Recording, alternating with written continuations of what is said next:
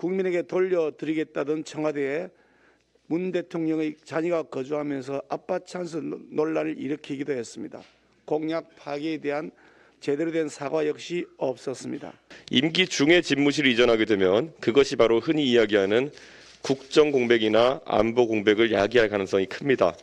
따라서 임기 개시와 동시에 집무실을 새로운 터전에 마련하는 것이 유일한 방법입니다. 미디어 오늘 새 정부의 용산 집무실 계획은 은둔형 대통령이 아닌 국민과 적극적으로 소통하는 대통령이 되겠다는 강력한 의지의 표명입니다.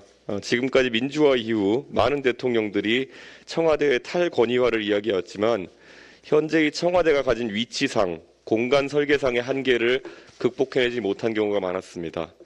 대통령은 취임하게 되는 순간부터 연속적으로 치열하게 국정을 다루기 때문에 임기 중에 집무실을 이전하는 것은 불가능에 가깝습니다. 임기 중에 집무실을 이전하게 되면 그것이 바로 흔히 이야기하는 국정 공백이나 안보 공백을 야기할 가능성이 큽니다. 따라서 임기 개시와 동시에 집무실을 새로운 터전에 마련하는 것이 유일한 방법입니다. 어제 당선인께서 언론과 국민에게 소상하게 집무실 이전의 취지와 입지 선정 근거들을 설명했고 언제든지 추가적인 문의에 대해서도 지속적으로 소통하면서 추진할 의지를 밝혔습니다. 당에서도 이제 입지에 대한 이견보다는 용산 집무실의 성공적인 안착을 위한 건설적인 의견들을 계속 제시해야 할 것입니다. 또한 국회 차원에서도 국방위 등에서 차질 없이 이 계획이 추진될 수 있도록 지원을 아끼지 않아야 합니다. 2017년 4월 24일 민주당은 서울 역사 문화벨트 조성 공약 기획위원회 및 광화문 대통령 공약 기획위원회를 출범시켰습니다.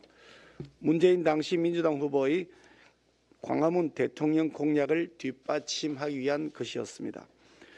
문재인 대통령은 그 자리에서 퇴근길에 남대문 시장에 들러 시민들과 소주 한잔 나눌 수 있는, 그러면서 소통할 수 있는 대통령 되겠다.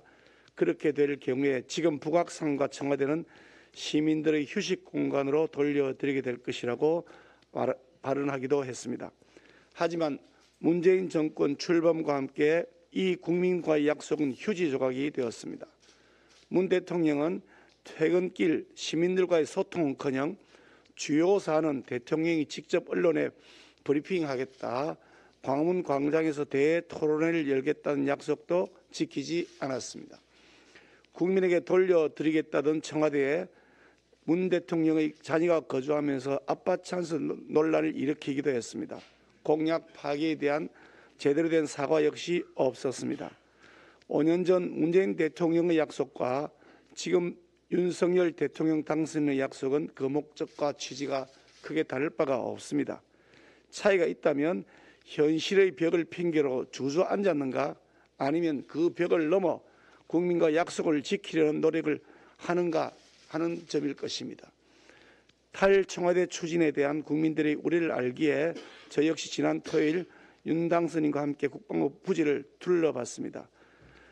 어제 윤 당선인께서 직접 국민 앞에 설명드렸듯이 현 상황에서 경호와 안보, 국민 불편 및 안전, 비용 문제 등을 종합적으로 고려해 선택할 수 있는 최적의 장소라는 결론을 내렸습니다. 어떤 공약이나 정책이든 반대 의견이 없을 수는 없습니다.